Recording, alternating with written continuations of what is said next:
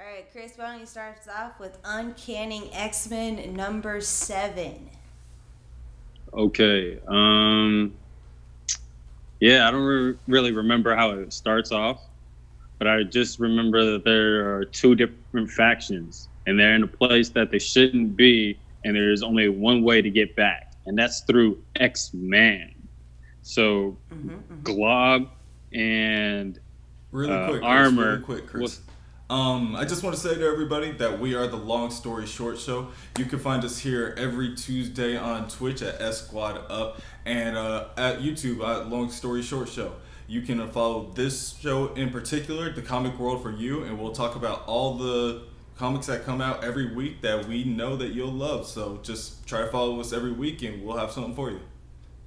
Real quick, my bad. Uncanny X-Men number 7.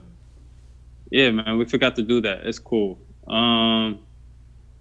Yeah, so Armor and Glob are hunting down X-Man or some shit, and they're being tracked by some little dudes tracking them, and he went back because he heard that they found out where they were gonna go, so he went back and talked to Rockslide and he talked to Pixie and he was like, "Yo, Pixie, Rockslide, those 3 people you was looking for, I might have some information if you pay me the funds." And they was like, "How about you pay by staying alive and everything? Tell me the info anyway." So the dude told the info anyway and stayed alive. So, Okay. what happened next, Jen?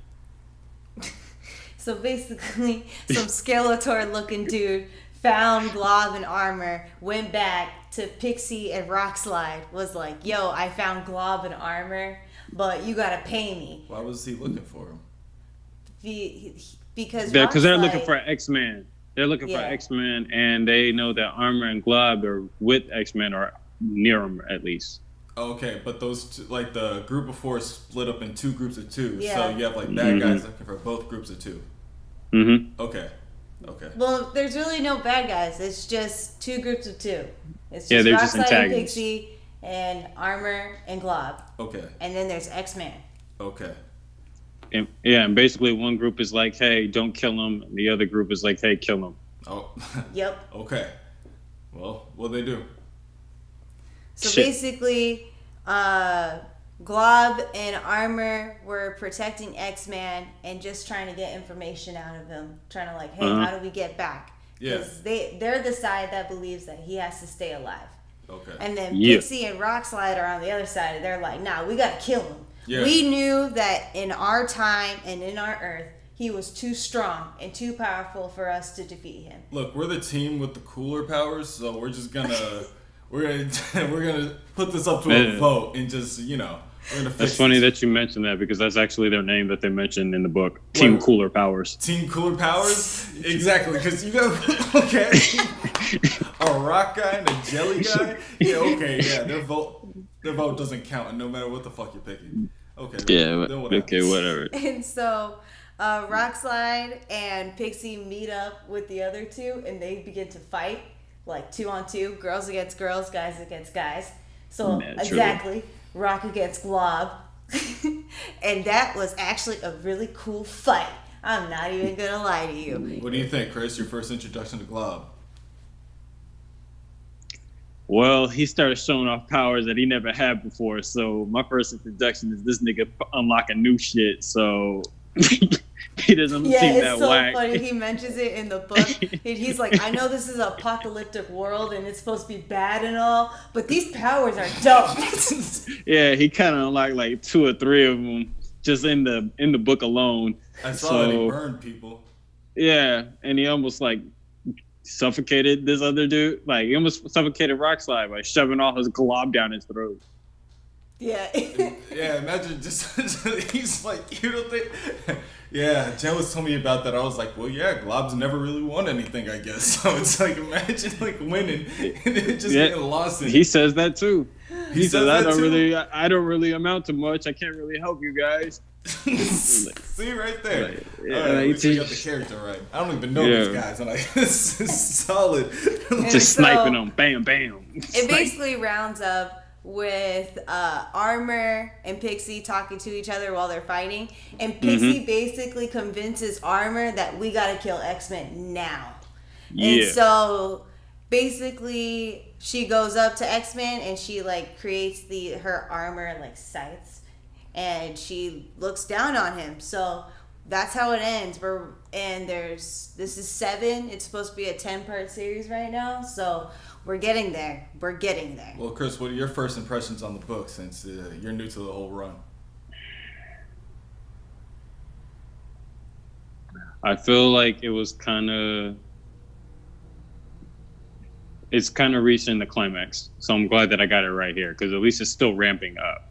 And I can feel like the tension of everything. Despite not knowing how it got to this point, I can still feel the ride and the rush of it all. So it's cool. Yeah, so I was talking to Jen about it. It's like they're getting rid of the young X-Men displaced from time, like young Cyclops and everything. And this whole thing sounds like it's like just setting up the table for these X-Men like Rockslide and Glob and shit and like trying to make them as relevant as possible.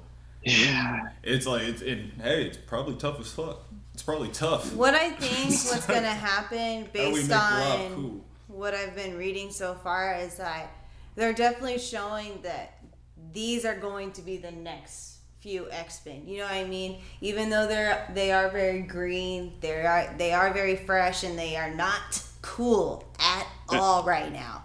Nah. But we can make them cool. But what is happening, I think, is that there's still too many of like the old X-Men.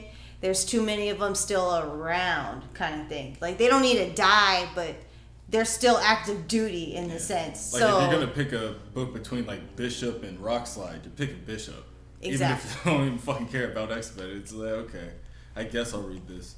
But hey, so I see that we got some new viewers. I just want to say again that we're the Long Story Short Show. On the left with the green screen is Chris. My name's Corey. This is Jen. What we like to do is talk about the comics that come out every week. This is a weekly comic review show where we like to keep it, up to date and let everybody know where to start with comics. Maybe you like one that we talk about. Maybe you like one that you see on our YouTube, Long Story Short Show. This is our Twitch. If you're following us and watching this off YouTube, you can follow us on Twitch at SquadUp, ESQUADUP.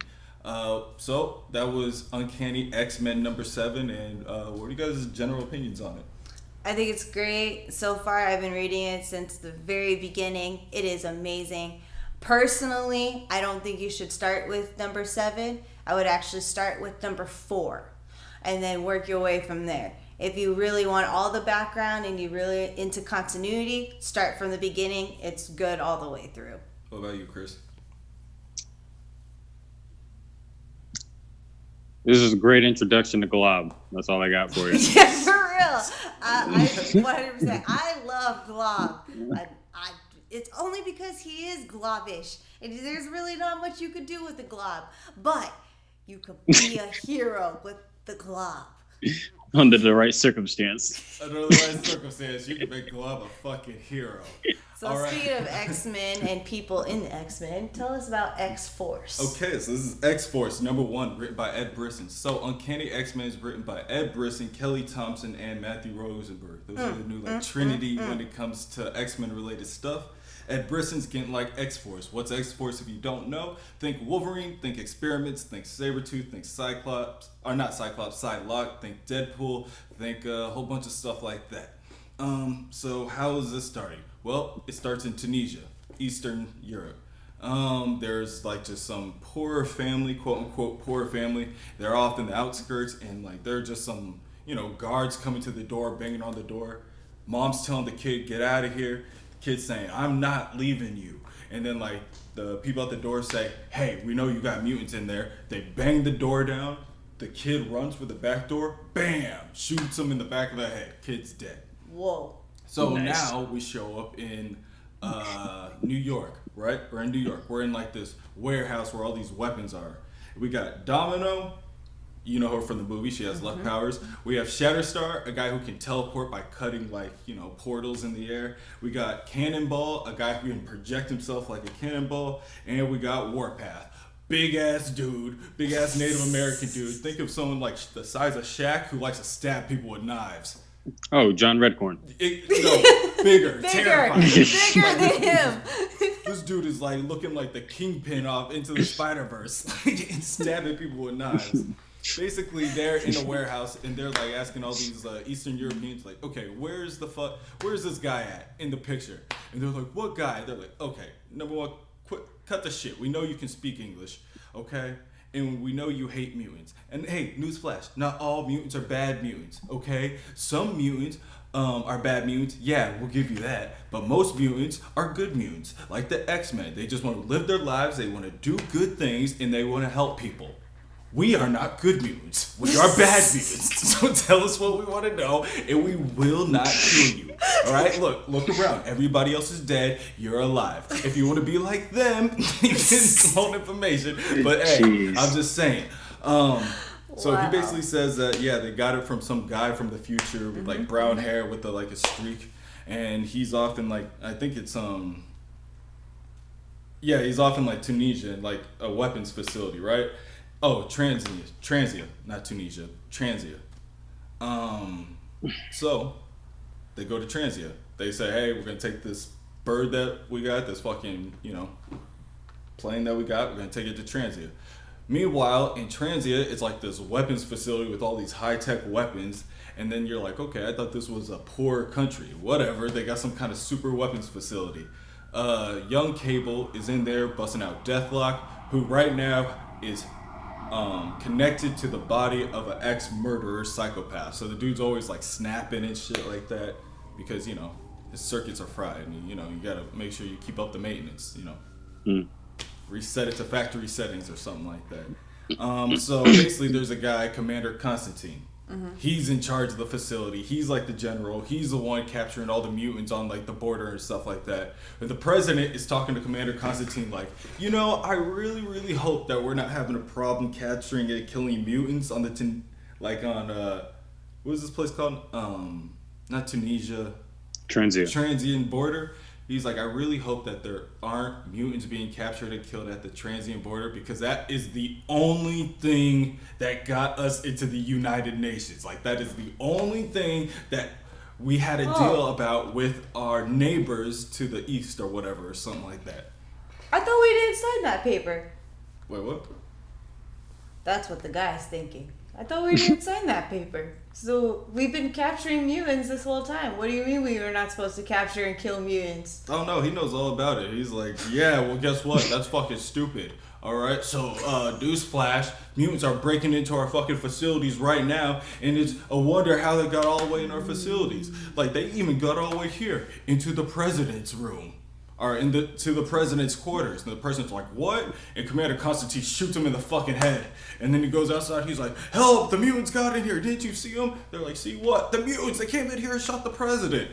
And so fucking, there's a big old fight inside like the fucking, factory.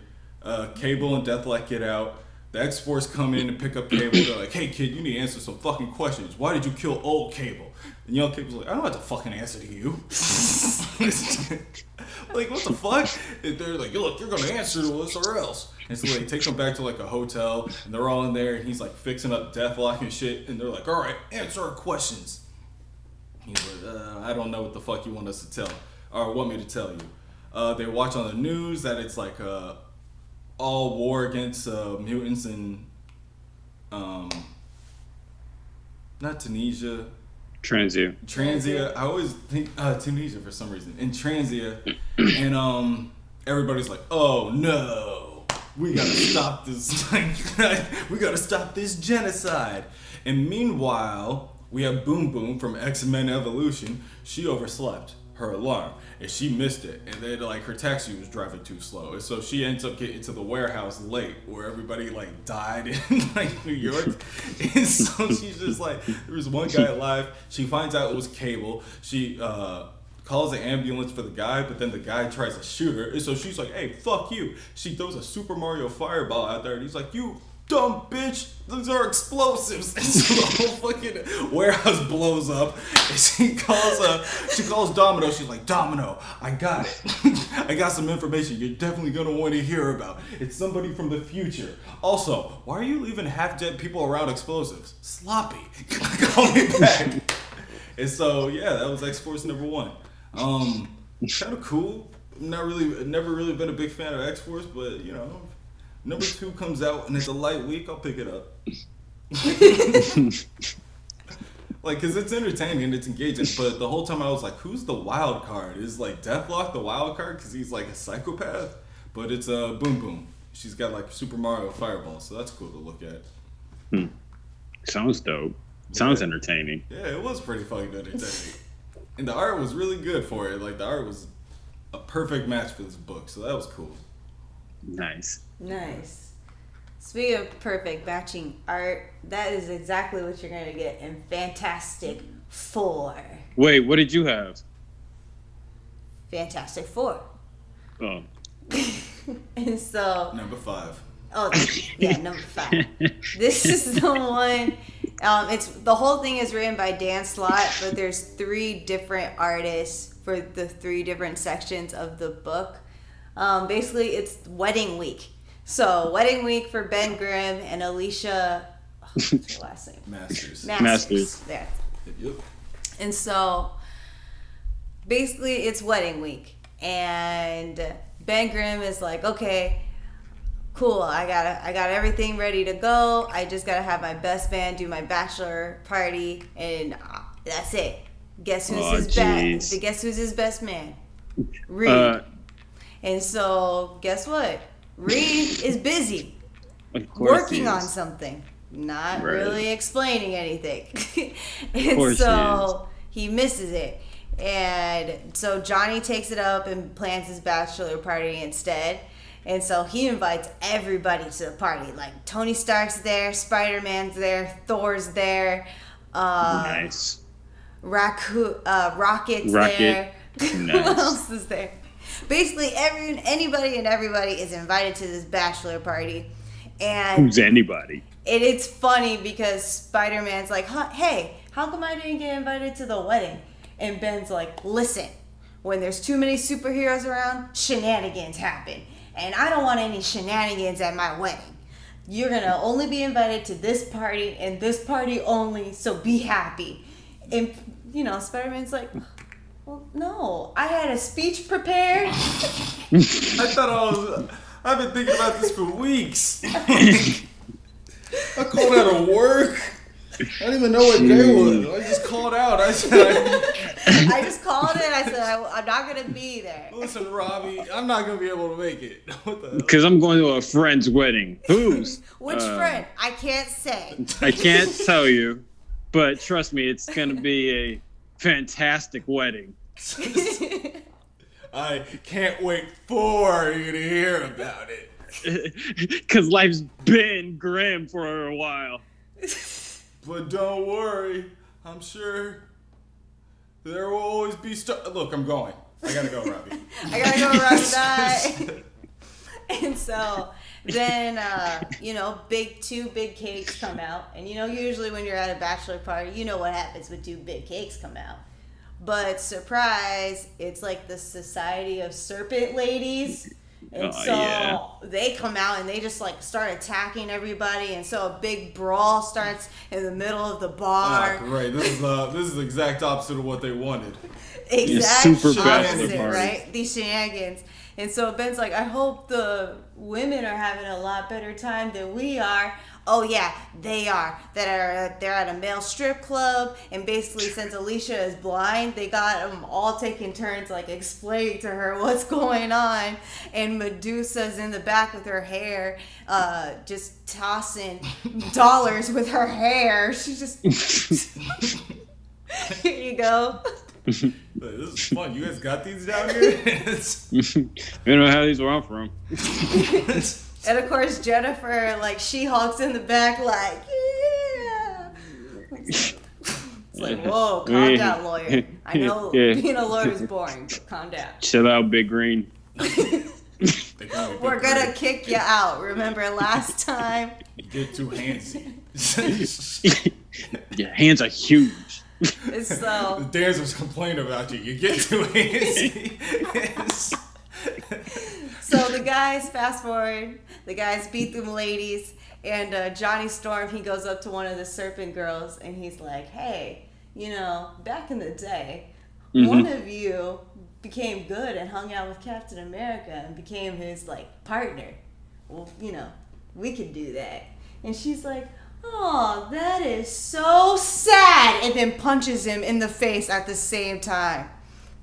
It's like, whoa, Storm, calm down. And Ben's like just laughing in the corner. And then basically when they're leaving, him and Johnny have a moment, because before, Johnny almost got married to a Skrull that was disguised as Alicia Masters. And so basically Johnny Storm is basically saying that he has nothing to show for his life because his life is just a history of failed relationships. So he's like... I mean, he still has the Fantastic Four. He still saves, like, universes, but that's cool, John. You define yourself by whatever you feel like. Yeah, okay. he's still... It's okay, Johnny, to express your feelings. He's backup best man. Like, yeah. Then what happened?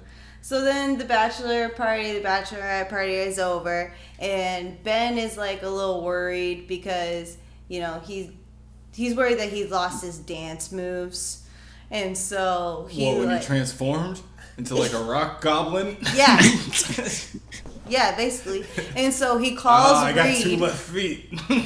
So he calls Reed, and Reed and the whole family are in the middle of moving into their new house on 4 Yard Street. And Invisible Woman is mad at Reed because she said that they promised to keep the neighborhood the way it is and not gentrify it. And he's like, of course we're keeping it the way it is on the outside. But on the inside, you know, we just bended some dimensions and now we have the same square footage that we had in the Baxter building. But in this small, like, 3-story building. Oh, that's how it goes. So on the outside, it's normal. But on the inside, they have 27 bathrooms. Oh, like Doctor Strange's place. well, if you need them, you never know because like it's big. Hey, you never know when you have guests. Yeah. Or the runs. So Ben calls and she picks up the phone and she's like, oh, don't worry, I'll help you with your dance moves. And so she shows up to the dance studio and there's like people there and they're like rubbing their feet because apparently they all tried to help Ben, but he stepped on their feet. So they're all like icing their feet and everything like that. And so she's like, oh, don't worry, Ben, you won't step on my feet. And so she just made like little shields on her feet.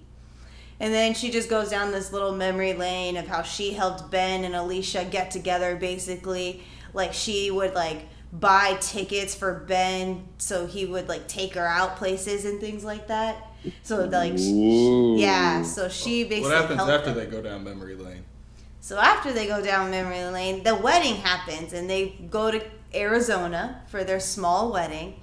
And right before they're about to do their vows, like... Dr. Doom is projecting a visual and audio version of himself across the whole sky for everyone to see. And basically he's saying that Galactus has showed up again. And he's like, don't worry. If the puny 4 can beat Galactus, I can beat Galactus all by myself. I just wanted you to know. I just wanted you to know that I'm going to do it. While y'all out here fucking around in Arizona. I'm the one that's making it so that you're able to enjoy your wedding. Thank me later. Day. And so Ben's like, he's like, good day. So he leaves. And Ben's like, oh, great. This is exactly what I was talking about. Shenanigans. This is what you're talking about, Ben? This is what I'm talking about. Shenanigans. You're talking about now like I the can't enjoy celestial my level wedding. attack. I can't get married to my wife. And Alicia's like, don't worry. And then Reed's like, don't worry. This is my wedding gift to you. And he presses a button and he freezes time for basically 5 minutes. So Ben can finish his wedding vows to his wife. And they finish getting married. They kiss. and they close, and then they go out and fight as Fantastic Four in Latvia. In the end. Oh wait, they went to Latveria? Yep. Wait, so do you think they're gonna start in Latveria in the next one, or you think it's just like? Well, Dr. Doom said, "Don't come," so they're gonna obviously go. Oh, I can't wait. I'll read that. Man, I'll see what Reed and Dr. Doom gotta say to each other. Look, you could have used that 5-minute stopwatch. Basically, way bigger Dr. than that. Doom said, if you enter in Latvia's Latveria's like air, you will die in pain, basically. So Well, yeah, he has a strict no-fly zone. All right, nice. All right, well, that's Fantastic Four number 5, the 650th Fantastic Four issue. So, last, we got Superior Spider-Man, written by Christos Gage. Superior Spider-Man number 1.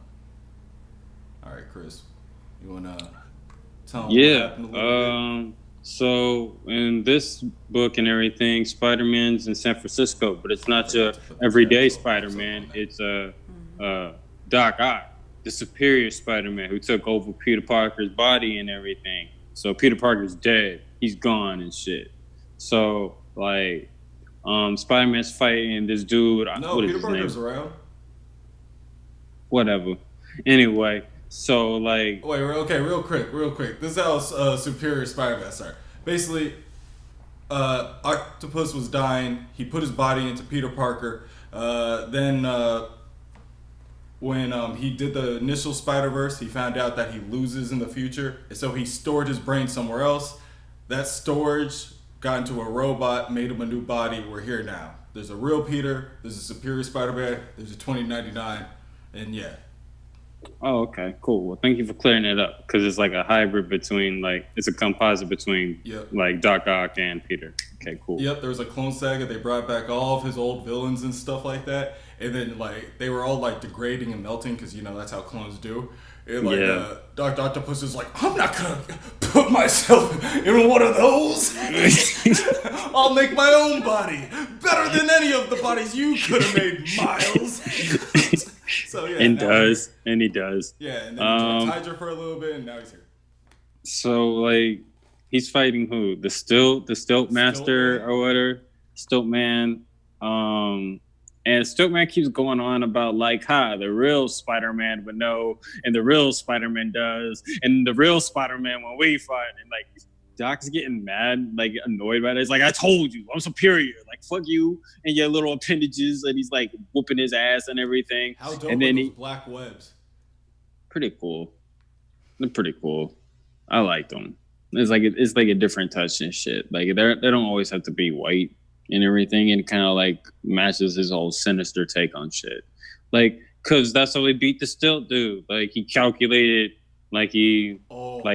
calculated the length of his stilts and shit, and he hung him from a building, and hangs him upside down from a building to the point where his head almost smashed into the ground on some Gwen Stacy shit. And it just like stops. He's like, if you would have miscalculated, he's like, I don't miscalculate. Oh man. It isn't. Even if I did, the world would be better off for it, or some shit like that. I was like, damn, what? Yeah, okay. He was like, even if I did, the job would have still been done. Wow. Like, damn, what a thug. So then he goes and hurries back to, like, the campus because he's, like, giving a keynote end-of-term speech. Yeah, Horizon Labs and shit. So he gives his whole speech and shit and gets the hose wet. The hose is like, hey, I got an idea. Maybe we should, like, take your speech and put it online. He's like, come by my lab at your leisure. he's like 20 years younger than you. Yeah, so he was pulling that hoe. And then, like, Anna Maria realizes who it is because she's like, hey, you said die is cast and shit and everything. Realizes it's, like, Otto's mannerisms and shit. And she's like, hey, Otto Octavius. He's like, no, I'm Tolliver. I'm Elliot Tolliver. He's like, hey, yeah, Otto, Elliot Tolliver. Otto's and Elliot Tolliver in the middle of it. I found that out when I was, like, looking. I was like, he's got to be hiding a name in here or something. But real quick, so the history between him and Horizon Labs. So he got Peter's body. He was like, Peter isn't a doctor? What the fuck? Because of one class? What an idiot. He gets his degree at Horizon Labs. or he gets his degree, then he goes to Horizon Labs. He takes over Horizon Labs and turns into Parker Industries. Peter gets his body back, crashes Parker Industries. Horizon Labs separates again, but moves to San Francisco. He gets his body, moves to San Francisco. Anna Maria was the TA in his class that he needed. He ended up getting really closer, proposing to her, but then gave Peter the body back because he was like, okay, you're the better Spider-Man. But that Peter never learned the lesson because the backup already got it like into a robot body. So we got the superior Spider-Man who's in love with her that never learned the lesson that great power comes with great responsibility. That's what we're at. And now we're here. So with all that stuff going on, and she kind of blows up on him and everything, saying like she's gonna expose him and he's like a criminal mastermind and he's desensitized and crazy and this and that, and she like researched about him and he was like, oh, you researched about me? But he's like, no, because you're fucking crazy and shit, you're gonna kill and hurt a whole bunch of people and everything. And then like there's a big ass alarm going off, and then like, they're both like, did you call the alarm or did you set the alarm? Like they both did the whole Spider-Man meme and shit. And then it was like, oh, it wasn't me. so then he turns on like the TV and shit. So it's like some shit's going down outside, and she's like, just go. And then he goes out and be superior Spider-Man. Yeah, it's this guy Tarax the Tamer. He's like, I'm Tarax the Tamer, and your world has now been tamed. All he did was touch down. He didn't destroy nothing really. He kind of just touched down. This nigga arrived. That's all he did, set foot. I like Anna Maria. She found out like that he was like Doc Ock real quick. She found out that he was Spider-Man, and then when he told her that, when Peter told her that like Doc Ock took his body, she handled it pretty well. She didn't turn to a supervillain. She didn't fall in love with Doc Ock and try to resurrect him or nothing. She just went back to her job. She didn't say that you're a liar. You just don't want to date me. Nope. She was like, here, I got some cookies in the oven. I'm going to go take a walk, and I'll be back. And Spider-Man was like, oh, shit, okay. And then she went back to work. Anna Maria's cool. Anna Maria's awesome. She's one of my favorites. Nice. And she's short. Yeah, she's but that's cool, too. Yeah, I guess. Yeah, that's something cool about her. Unique characteristic. Yeah, man. I like the other things about her, too. There's a lot of warmth in a small package, and I liked it. Nice. So how'd you like it? I'm a Spider-Man nerd, so my opinion doesn't matter. It does. Yeah, I like it, though. I like it a lot. I like Ock. I like how arrogant Ock is. Isn't it awesome? It's fucking great. Like, I don't miscalculate, but even if I did, why would it matter? You're a villain. Doc Ock is pretty fucking cool. I used to be a villain. I know how you feel. Like, I feel like Otto deserves this. Like, he's had, like, a whole life in, like, a shitty body, getting picked on, being fat and ugly and overweight. And then he finally gets a good body and shit. And you can just feel the confidence. They tried to, like, get this back with, like, Superior Iron Man, where they had, like, Tony drinking again and stuff. And then, like, he made that app, and he was making money off it. And that didn't... Yeah. They tried to do it again off of Infamous Iron Man when, Dr. Doom was Iron Man, and like, yeah, it was cool, but I mean, at the same time, it ain't Superior Spider-Man. No, because they even tried with Hydra Cap, and that really ain't the same. Because like with like Dr. Doom and Iron Man, that didn't really work at all, because that's like it's like because Dr. Doom is already like on par, if not better, already than Iron Man. So it's like him just putting on an Iron Man suit is just what if Doom had an Iron Man suit instead of the suit that he has right now? For real, it's like the same thing. It's just not rockets, it's like beams and stuff. Yeah, he's still in metal. He can still float, he can still fly, and go through all the other stuff that you could do in an Iron Man suit. Like, this is like Doc Ock is like Peter's like octopus or 8 legs, Spider's got 8 legs. Yeah, was like a nerd who got beat up with like an abusive dad. Peter was a nerd that got beat up with a great family. Like, yeah, dude. Like, I liked it and everything, because even if Dr. Doom was being Iron Man, I feel like he would just take Iron Man's quips and make them his own. So he would like he's so much of himself that he would outshine the Iron Man thing. This is just Doctor Strange in Iron Man armor. That's all this is. Just like a professional, quippy, proper speaking, I don't know, person. Oh my gosh, speaking of Doctor Strange, I'm sorry. So back to Fantastic Four. So there's this part where they're on the bachelor party and they go to the UCW, which Ben Grimm used to be a championship wrestler. And so Johnny takes him there to a wrestling match, and they're like, "Oh, we got a special guest in the house, everybody! It's Ben Grimm!" They're like, and Johnny's like, "Are you gonna go up there and like show him what you got?" And he's like, "For one night only, it's clobbering time!" And then 2 seconds later, you see Doctor Strange is in the locker room with the thing on the table, and he's like, you know, I am a master surgeon and a master of magic, so I am overqualified for this, but you pulled your groin. This nigga took too long of a step. Try to like jump over or hurdle something. Can't do it like I used to. Damn. This nigga trying to take 2 steps besides 1. He said, "Woo!" Miami. And that's why they ended up at the bar. That's very funny. But yeah. Since they're in San Francisco, I really hope they run into Venom, since Venom's also in San Francisco around this time. That'd be cool. That would be really cool. But I don't know if I would want to see that in this book or in the Venom book. I feel like the Venom's picking up its own speed, so it doesn't need any of this. I feel like the Venom book's in like a timeless era where you could like take it. The only thing that's like putting it anywhere is Miles, but now Miles is cool. But now I'm just talking about random shit. No, they'll probably do a crossover where it would have to be like a tie-in or something, where someone does like Superior Spider-Man and Venom, because it'll be kind of a wasted opportunity for them not to do it if they're both in San Francisco. Yeah, and they already fought before, but it was like Agent Venom and whatever. But okay, let me ask you guys this, since we just got a little bit more time. What is something that Glob and Rockslide could do that made you be like, okay, these are cool people? Well, it wasn't anything in particular that Glob was doing it, because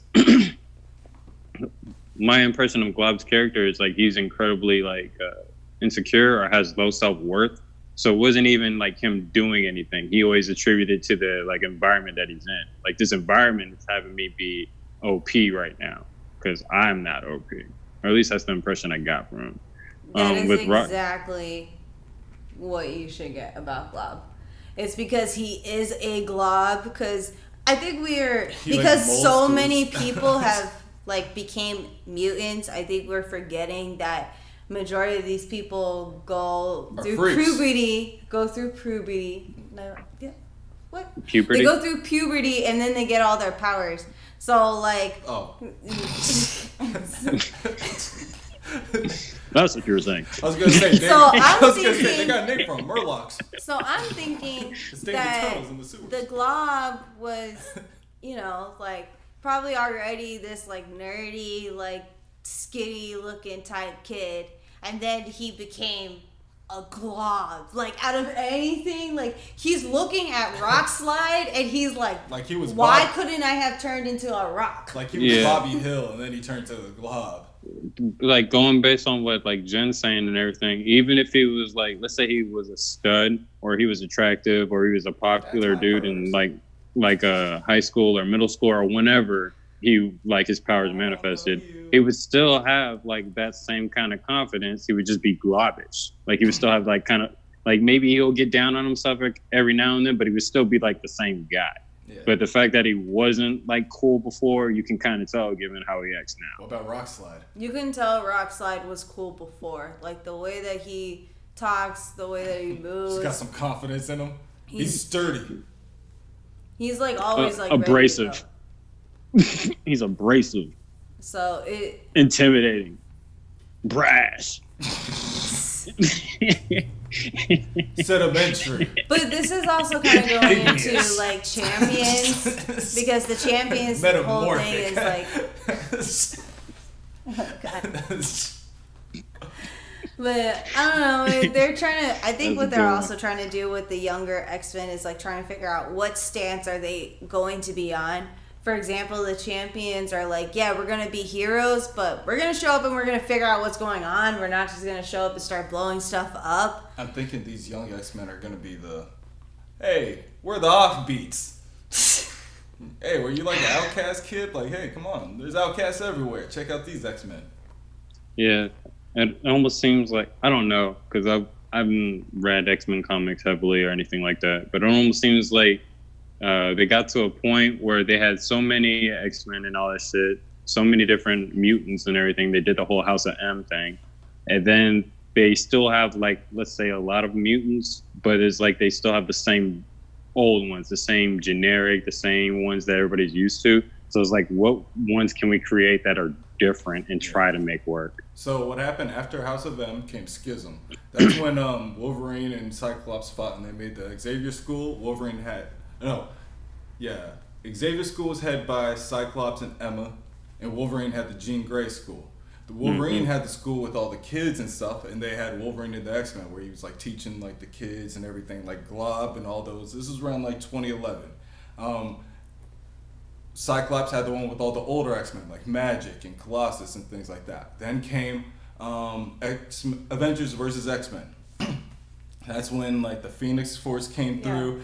Basically, the only thing that really happened in there was Cyclops killed Professor X. And then they brought in, this was around, 2012. And so during that time, they're like, all right, we tried to do these young X-Men. They didn't really work. Let's do something drastic. So they brought the original X-Men to convince Cyclops. That was back in 2012. The original 5? Yeah, the original 5 to be like, look, Cyclops, look how far you've come. They stayed for so long that it's like, okay, how do we make these young X-Men relevant again?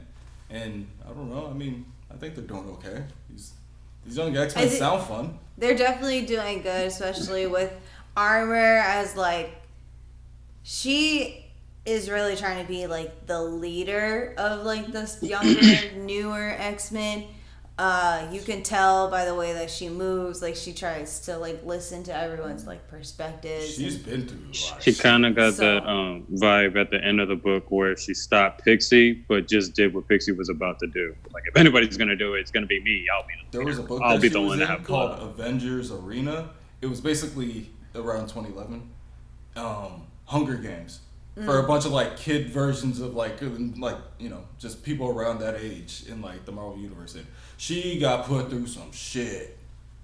Like I'm pretty sure her boyfriend died in front of her. So yeah, if anybody's gonna lead this team, she's gonna lead it before Glob. Whoa! Speaking of people dying in front of other people, watch Runaways, Chris. Oh my gosh. Okay, we're getting away. Let's talk about that though. But let's end the show real quick. What up, everybody? We are the Long Story Short Show. Sorry we got a little sidetracked at the end. But what we like to do, especially on this show, Comic World for You, is talk about all the comics that come out this week. Every week is a new week for comics. So guess what? This week was just Marvel, but the first week of next year in January, we should be back on our normal schedule when it comes to like DC and stuff like that. So if you guys like any of the books we talk about, if you guys liked any of the books that we didn't talk about, please talk about them in the comment section and share them with us, just like we like to share them with you. You can find us at Squad Up on Twitch, ESQUADUP, or you can find us at Long Story Short Show on YouTube. My name's Corey, this is Chris, and this is Jen, and that's it. We'll see you next time. Peace.